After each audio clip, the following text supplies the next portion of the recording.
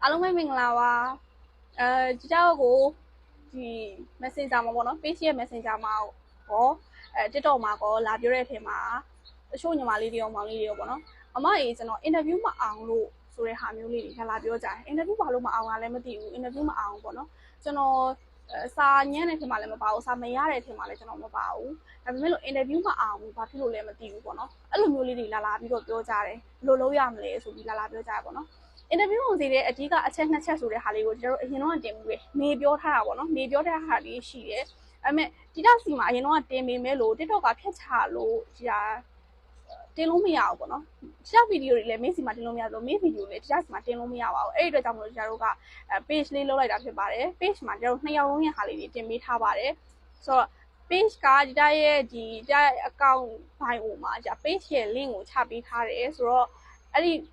link ကနေဝင်ပြီးလို့ရှိရင်ကျွန်တော်တို့ page ကိုရောက်မှာဖြစ်တဲ့အတွက်ကြောင့်မို့ page မှာမေးရဲ့ဒီ interview အောင်စီတိုင်းနဲ့အထူးအကြောင်းရင်းတစ်ခုဆိုတဲ့ဟာလေးတင်ပေးထားတယ်ပေါ့နော်ဆိုတော့ရှာကြည့်ပါဒီနေ့ကတော့ထပ်ပြီးတော့ဖြည့်ဆွတ်အနေနဲ့နောက်ထပ်တစ်ခုじゃထပ်ပြီးပြောပြပေးမယ်ရှာရဲ့ point of view ပေါ့နော်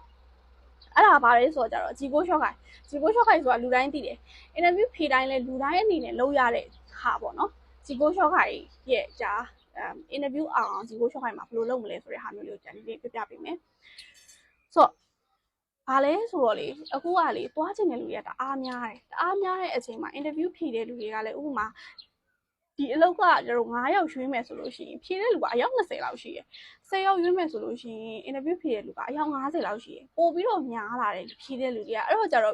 ့ကိုယ့်ရဲ့ဒီ interview online စီရာခိုင်နှုန်းပေါ့နော် online နဲ့ရာခိုင်နှုန်းကတဖြည်းဖြည်းနဲ့နည်းလာတယ်ပေါ့နော်အဲ့လိုမျိုးဖြစ်တဲ့အတွက်ကြောင့်မို့လို့ကျတော့ပြီးရင် interview ဖြေတဲ့အခါလူအရန်များတဲ့အခါမျိုးမှာဒီ interview တွေလူအနေနဲ့ကလည်းဒီ interview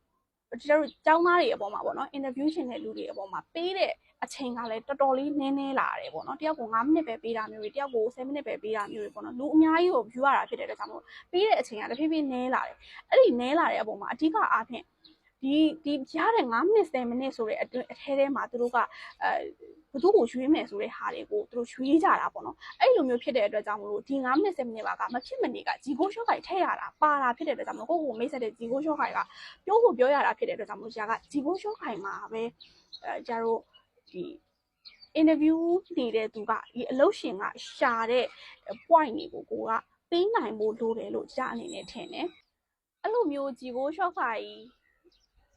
ထဲမှာပေါ့နော်ဂျီကိုရှော့ခိုင်မှာဆိုလို့ရှိရင်ဒါကဂျီကိုရှော့ခိုင်ဆိုတာကိုမိတ်ဆက်ရတာဖြစ်တဲ့အတွက်ကြောင့်မလို့ကိုယ့်ရဲ့နာမည်ပါမယ်နာမည်ပါမယ်အသက်ပါမယ်ကိုယ့်ရဲ့ဇာတိလိုမျိုးဟာတွေပါမယ်ပြီးရင်ကိုယ့်ရဲ့ဝါသနာလိုမျိုးတွေကိုယ့်ရဲ့ဘာပါမလဲပြီးလို့ရှိရင်အားပါချက်အားနည်းချက်လိုမျိုးတွေဒါမျိုးတွေပါမယ်ပေါ့နော်ဒါမျိုးတွေပြောတယ်ဆိုတာကဥပမာကျွန်တော်နာမည်မောင်မောင်ပါကျွန်တော်တက်က25ပါကျွန်တော်ကရန်ကုန်ဇာတိပါပြီးလို့ရှိရင်ကျွန်တော်ရဲ့ဝါသနာကဂီတာတီးတာပါကျွန်တော်ရဲ့ဟိုမှာပေါ့ကောင်းဟိုအားသာချက်ကဘာပါအားနည်းချက်ကဘာပါဆိုပြီးပြောတဲ့ဟာမှာအဲ့ဒီဂျီကိုရှော့ခိုင်ကိုအသုံးချရမှာဖြစ်တဲ့အတွက်ကြောင့်မလို့ဂျာကဟိုကိုယ့်ရဲ့အကြောင်းကိုပေါ့နော်ကိုယ့်ရဲ့မိတ်ဆက်တဲ့ဟာလေးကိုကျွန်တော်ကတော်တော်ခွေနေအပေါ်ဆုံးကနေပြီးတော့ကျွန်တော်နာမည်မောင်မောင်ပါ25နှစ်ပါရန်ကုန်မှာနေပါတယ်ရန်ကုန်ဇာတိပါဆိုတဲ့ဟာမျိုးလေးကိုပြောပြီးပြီဆိုလို့ရှိရင်ကိုယ့်ရဲ့ဝါသနာပေါ့ဝါသနာမှာကျွန်တော်ကဥပမာဂီတာတီးတာဝါသနာပါပါတယ်ဆိုတဲ့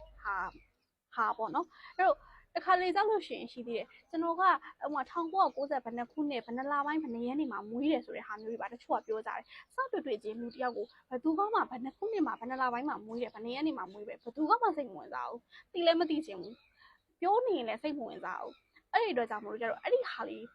ဖြုတ်စေခြင်းတယ်ဒါကဒီတဲ့ point of view ပါနော်ဒါကတော့ကိုဆုံးဖြတ်ချက်နဲ့ကိုပဲအဲ့တော့ဒါမျိုးလေးတွေဖြုတ်ပြီးလို့ရှိရင်တော်တော်ကလေးကိုအကြောင်းလေးကိုပြောပြီးရဲ့အခါကျလို့ရှိရင်တို့ဝါသနာပေါ့ဝါသနာမှာဆိုလို့ရှိရင်လေဥမာကြာကခိုက်ခေါ်ဖြစ်တဲ့အတွက်ကြောင့်မလို့ကြာဒီကိုရှော့ခိုက်ကိုခိုက်ခေါ်တယောက်အနေနဲ့ပေါ့နော်ဥမာခိုက်ခေါ်တယောက်အနေနဲ့ဆိုလို့ရှိရင်ဘာဝါသနာပါလဲလို့ပြောတဲ့အခါကျလို့ရှိရင်ဥမာငါကလေးနေနဲ့ဆော့ရတာဝါသနာပါတယ်ဆိုတဲ့ဟာမျိုးပြီးလို့ရှိရင်ကလေးချစ်တတ်တယ်သို့မဟုတ်ဖိုးဖွားတွေကိုချစ်တတ်တယ်ဆိုတဲ့ဟာမျိုးကိုယ့်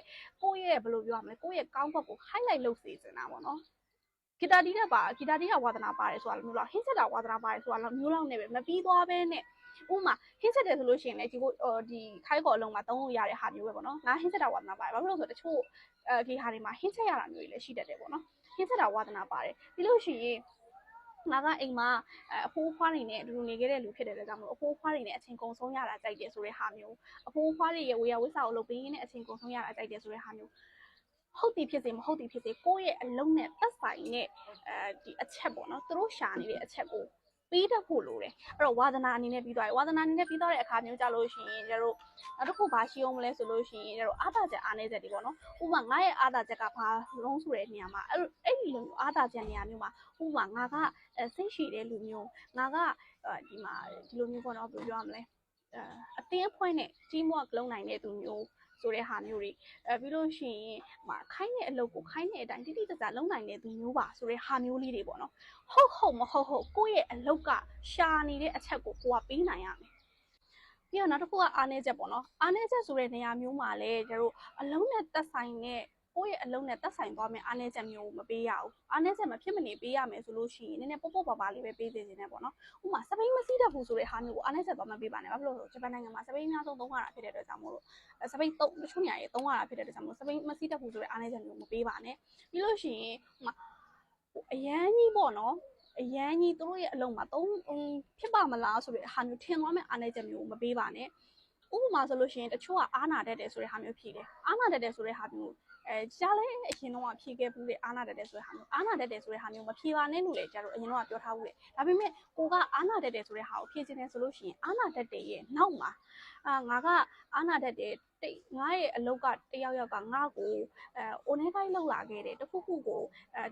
ကူညီဖို့တောင်းဆိုလာခဲ့တယ်ဆိုလို့ရှိရင်ငါကအဲ့ဒီဟာကိုအားနာပြီးတော့ကြတော့သူများကိုကူညီပေးတတ်တယ်ဆိုတဲ့ဟာမျိုးအဲ့ဒီကိုယ့်ရဲ့အားနည်းချက်မှာကိုပဲအားနည်းချက်ကနေအားသာချက်ဖြစ်အောင်ပေါ့နော်သုံးဖို့ရတယ်ပေါ့နော်အဲ့လိုမျိုးလေးတွေဖြစ်စေချင်တယ်အဲ့လိုမျိုးအားနည်းချက်အားသာချက်ပြောတဲ့အချိန်မျိုးမှာလေအဓိကအနေနဲ့ကနောက်တစ်ခုကဘာလဲဆိုတော့ကြတော့သူတို့မေးသည်ဖြစ်စေမမေးသည်ဖြစ်စေနောက်တစ်ခုကအလုပ်အတွေ့အကြုံလေးတွေထည့်စေခြင်းတယ်အလုပ်အတွေ့အကြုံပေါ့နော်အလုပ်အတွေ့အကြုံဆိုတာကိုသုံးလို့ရမယ်ဒီကိုနဲ့အခုကို interview နေတဲ့အလုပ်မှာအလုပ်နဲ့သက်ဆိုင်တဲ့အတွေ့အကြုံရှိတယ်ဆိုလို့ရှိရင်ဥပမာခိုက်ခေါ်ဆိုလို့ရှိရင်ငါကတော့ခိုက်ခေါ်သမားတွေအနေနဲ့ကငါကတော့ဥပမာပေါ့နော်ဒီလိုမျိုးဒီကဲပေါ့နော်ဒီကဲဆိုတာခလေးလေးတွေဒီကဲမျိုးအဲ့လိုဒီကဲမျိုးမှာငါကတော့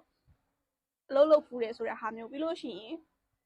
ဒီလိုမျိုးတက်ကြီးကြီးဟာတွေမှာ volunteer လုပ်ဖူးတယ်ဆိုတဲ့ဟာမျိုးဒီလိုမျိုးအခမဲ့